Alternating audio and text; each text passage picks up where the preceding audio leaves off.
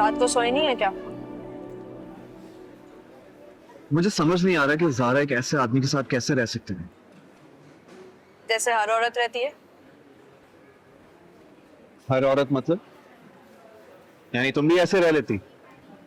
नहीं, मैं कोई ज़हनी मरीज नहीं और मैं बेवकूफ औरतों की तरह सेल्फलेस भी नहीं। तो क्या सेल्फलेस होना कोई जुर्म है जो उसकी सजा मिले? जुर्म नहीं है, लेकिन लोग उसको ना ऐब ही समझते हैं। खास तौर पर जब औरत सेल्फलेस होती है तो मर्द उसको बहुत लेस फील करवाते हैं। उसके सेल्फ रिस्पेक्ट की धज्जियां उड़ाकर उसकी मेंटल हेल्थ तबाह कर देते हैं। तो क्या तुम मुझे भी ऐसा समझती हो? आपके बारे में मैं तब ऐसा समझती थी जब मैं खुद सेल्फलेस हुई थी। मैं अपनी सेल्फ रिस्पेक्ट में किसी भी किस्म की समझौता नहीं करती। चाहे तुम्हें उस इंसान से मोहब्बत ही क्यों ना हो। मुझे ऐसी मोहब्बत और महबूब नहीं चाहिए तो मुझे समझौता करने पर मजबूर करे। यानी तुम मेरे बगैर रह लोगी?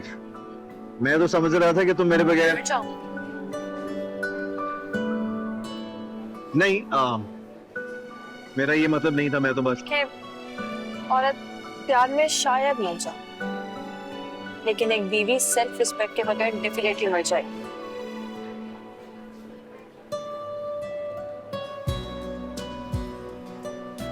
और मैं तुम्हारी सेल्फ रिस्पेक्ट में कभी कोई कमी नहीं आने दूंगा। मेरी इज्जत और मेरी इज्जत नफ्स की हिफाजत करना मेरी जिम्मेदारी है। आप बस हमेशा मेरे साथ रहोगे, मेरा गरूर मत तोड़ना।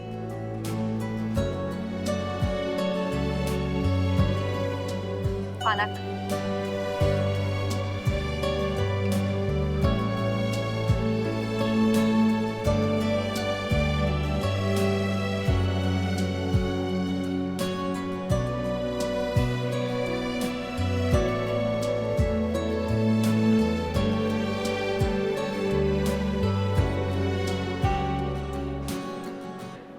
भाभी, मैं यहाँ आहद और लैला से ईमान की बेगुनाही छुपा छुपा के हलकान हो रही हूँ और आप मुझे कह रही हैं कि माइयों में चलूं।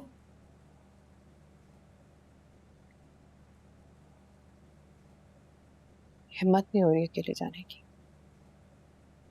तुम साथ चलोगी तो सहारा हो जाएगा ना। ज़ारा तो जा रही है ना आपके साथ भाभी। बेचारी वैसे भी अपना घर बचाने के लिए आपकी डुगडुगी पर नाच तो रही है। उससे भी क्या नजर मिलाऊं मसरत।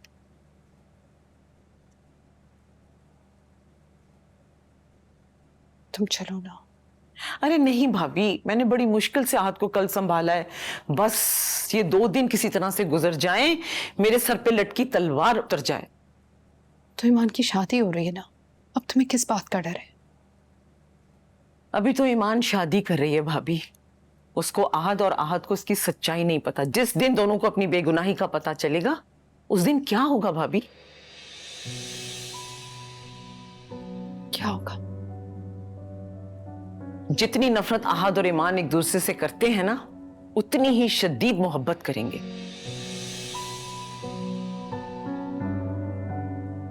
नहीं,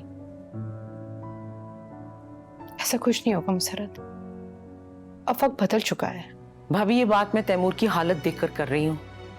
जब तक तैमूर ईमान को गलत समझ रहा था, वो उसे हरास कर रहा था। जिस दिन उसको उसकी पारसाई का पता चला, उसे हम सब से नफरत हो गई। मैं नहीं चाहती कि आहद के साथ भी ऐसा हो। मुझे तो आप माफ कर दें प्लीज।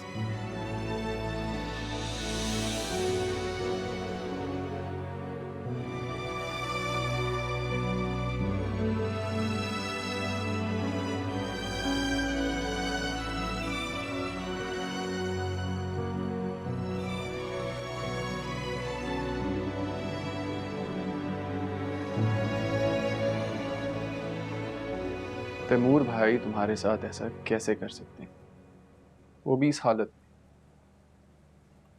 पर ख्याल तो इस हालत का फिलहाल ने भी नहीं किया। आंखें धमका के चला गया कि उसकी दुल्हन को मायूं बिठाओ वरना खुद लेने आ जाए।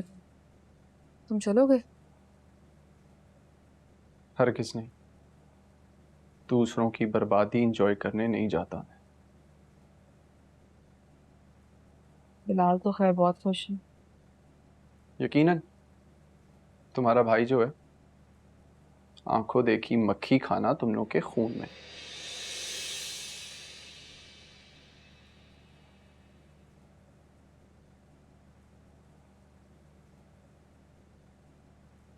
अभी हम दोनों में कॉन्फ्लिक्ट जरूर है, लेकिन मैंने हमेशा तुम्हें अपना भाई माना है आहत।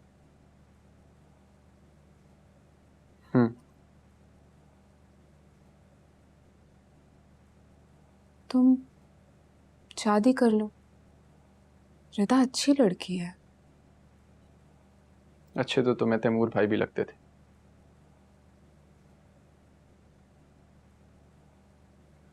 एनीवेज, मेरा मानना है कि इंसान को लाइफ पार्टनर अच्छा नहीं, वफादार, भरोसा करने वाला चुनना चाहिए, जो आपके बुरे वक्त में आपका साथ दे, ना कि एक इल्ज़ाम लगने पर रिश्ता तोड़ दे।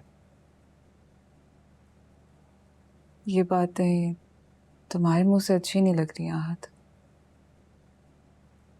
मेरे मुंह से मतलब?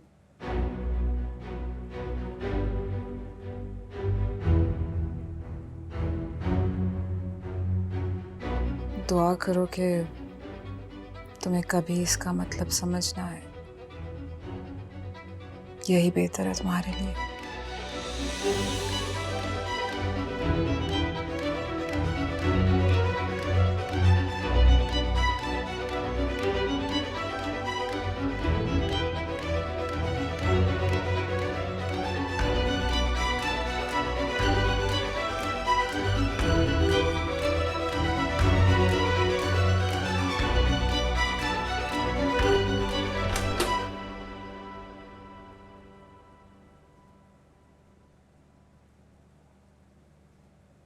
करीम, करीम गाड़ी निकालो।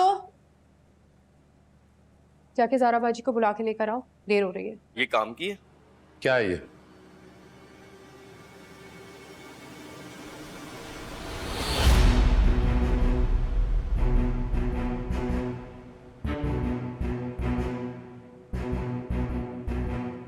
ये काम ही नहीं। तैमूर भाई के कपड़ों से।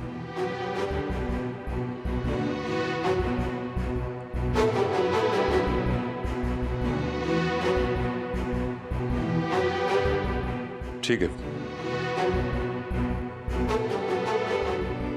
हाँ।